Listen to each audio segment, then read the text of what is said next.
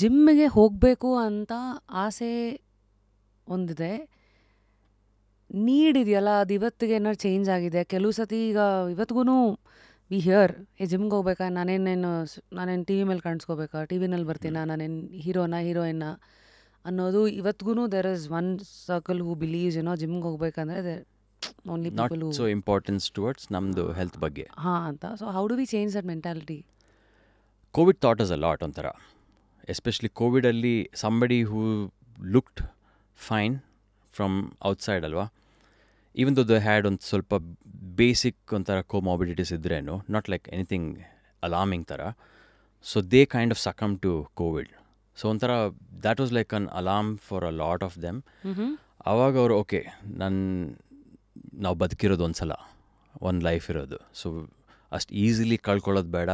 And when you have especially family ಇರುವಾಗ, ಮಕ್ಕಳು, ತಂದೆ ತಾಯಿ ಎಲ್ಲ, ಹೆಂಡತಿ ಎಲ್ಲ ಅವರ ಹಸ್ಬೆಂಡ್ ಜೊತೆಗಿರುವಾಗ, you want to spend the lifestyle comfortably. ಒಂಥರ ಅವ್ರ ಜೊತೆ ವಾಟ್ ಎವರ್ 70 years ಆಗಲಿ, ಆ್ಯಾವ್ರೇಜ್ ಹೆಲ್ತ್ ಸ್ಪ್ಯಾನ್ ಅವರ 80 ಇರಲಿ, the longer you stay with them ಅಲ್ವಾ is better. Everyone would expect that.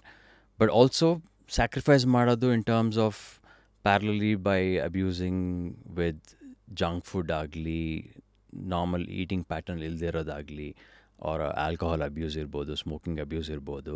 So that has to be controlled, keeping in mind that okay you need to live longer. So longevity as we get older ಅಲ್ವಾ, being healthier is the only way which makes them be comfortable without any dependency. So none of them would expect or be happy depending on somebody else when they start getting older alwa. So hangagi that should be the main thought. Even at the age of 80 ಅವ್ರ ಪಾಡಿಗೆ ಅವ್ರ ಕೆಲಸ ಮಾಡಿಕೊಂಡು family ನೋಡಿಕೊಂಡು, they should not be like a vegetable basically.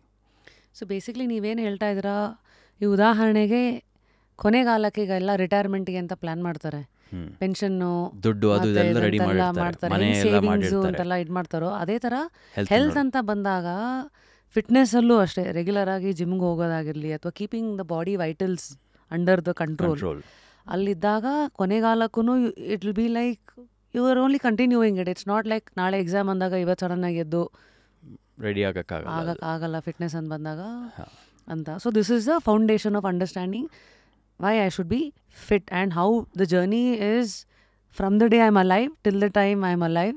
It has to be a consistent watering work adu. Consistent onthara routine in your life, in your day to day thing. Simple thing, ಇವಾಗ ಹೇಗೆ ಮದುವೆ ಆಗಬೇಕು, ಮದುವೆ ಆದಮೇಲೆ ಇಲ್ಲ ಮದುವೆ ಆಗಿಲ್ಲ ಅಂದ್ರೂ ಕೆಲವರು ಸುಮಾರು ಜನ ಇದ್ದಾರೆ. ಸೊ ಅವ್ರ ಫ್ಯೂಚರ್ಗೆ ಸೇವಿಂಗ್ಸ್ ಆಗಲಿ, ಅವ್ರದ್ದು ರಿಲೇಟಿವ್ಸ್ಗೆ ಹೇಗೆ ಆ್ಯಸೆಟ್ಸ್ ಮಾಡಿರ್ತಾರೆ, ದುಡ್ಡು ಮಾಡಿರ್ತಾರೆ, ಅವ್ರದ್ದು ನೆಕ್ಸ್ಟ್ ಜನ್ರೇಷನ್ಸ್ ಮದುವೆ ಆದಮೇಲೆ ಮಕ್ಕಳಿಗೆ ಹೇಗೆ ಸೇವಿಂಗ್ಸ್ ಮಾಡಿರ್ತಾರೆ, ಮನೆ ಮಾಡಿಟ್ಟಿರ್ತಾರೆ, ಆ ಥರ ಅವ್ರದ್ದು ಹೆಲ್ತ್ ಬಗ್ಗೆ ಫ್ಯೂಚರ್ ಯೋಚನೆ ಮಾಡಿಲ್ಲ ಅಂದರೆ ಅಟ್ ಸಮ್ ಪಾಯಿಂಟ್ ನಿಮ್ದು health will give up. So ನೀವು ಅಷ್ಟೆಲ್ಲ ಸ್ಪೆಂಡ್ ಮಾಡಿ, ಸ್ಯಾಕ್ರಿಫೈಸ್ ಮಾಡಿ, ಡೇ ಟು ಡೇ ನಿಮ್ಮ 9 to 5 ಜಾಬ್ ಆಗಲಿ, ಕೆಲವರು 8 to 8 ಜಾಬ್ ಆಗಲಿ, 12 hours in a day ಕೆಲಸ ಮಾಡಿಬಿಟ್ಟು ಸ್ಪೆಂಡ್ ಮಾಡಿ, ಒಂಥರ ಎನರ್ಜಿ ಎಕ್ಸ್ಪೆಂಡ್ ಮಾಡಿಬಿಟ್ಟು ಸೇವಿಂಗ್ಸ್ ಮಾಡಿ ಎಲ್ಲ ಆಸ್ತಿ ಎಲ್ಲ ಮಾಡಿಟ್ಟು ಹೆಲ್ತ್ ಮೇಲೆ ಫೋಕಸ್ ಮಾಡಿಲ್ಲ ಅಂದರೆ then it has to be end up with somebody else in the family than you enjoying what you've done for the family. I mean, what you've done for yourself and the family. I mean, you wouldn't be healthy and in a comfortable position to experience whatever you're sacrificed for the family. ಎಲ್ಲ ಮಾಡಿಟ್ಟು ನೀವೇ ಇರಲ್ಲ.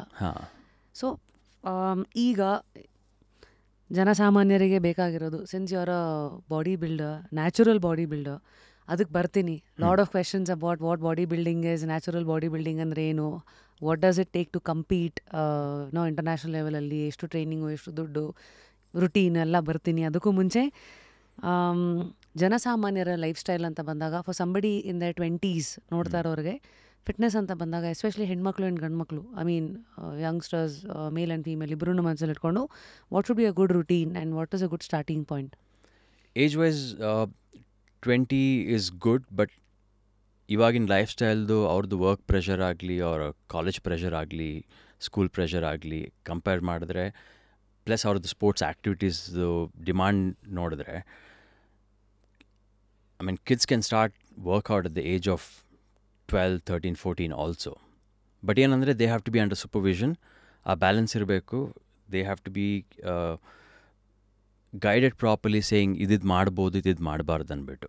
So they can start at the age of 12, 13, 14 also. ಸರಿ. In fact ಕಾಂಪಿಟಿಷನ್ಸಲ್ಲಿ you have categories for kids also at the age of 10. Yeah. But it's nothing like intense ಅವ್ರಿಗೆ. But ಅವ್ರದ್ದು basically ಅವ್ರದ್ದು gymnast moves ಇರ್ಬೋದು, ಬಂದು ಸುಮ್ಮನೆ ಫ್ಲೆಕ್ಸ್ ಮಾಡೋದಿರ್ಬೋದು. But at least that kind of ಅವ್ರಿಗೊಂಥರ ಡ್ರೈವ್ ಬರುತ್ತೆ. ಈ ಏಜಲ್ಲಿ ನಾನು ಸ್ಟೇಜ್ ಹತ್ತೋದು, ಕಾಂಪಿಟೇಟಿವ್ ಆಗೋದು. Most important thing what I've learned is how to accept defeat. You learn a lot how to learn defeat and make a comeback in life.